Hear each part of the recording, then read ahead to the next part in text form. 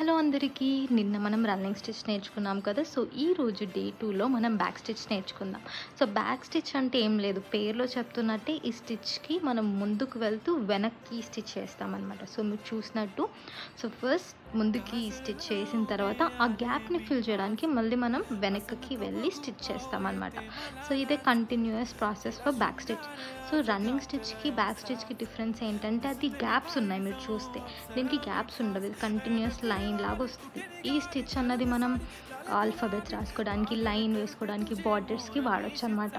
So ఇంతే, back stitch కూడా చాలా సింపుల్ అండ్ ఈజీ. ప్రాక్టీస్ చేసేస్తూ ఉంటే వచ్చేస్తుంది. సో నాట్ వేసేసుకుంటే మనం బ్యాక్ స్టిచెస్ రెడీ. సో మీరు కూడా ఈ బ్యాక్ స్టిచ్ ట్రై చేయండి, ఎలా వచ్చిందో కామెంట్ చేయండి. అండ్ ఈ వీడియోని లైక్ చేయండి, షేర్ చేయండి, కామెంట్ చేయండి. అండ్ ఈ ఛానల్ని సబ్స్క్రైబ్ చేసుకోండి. బాయ్.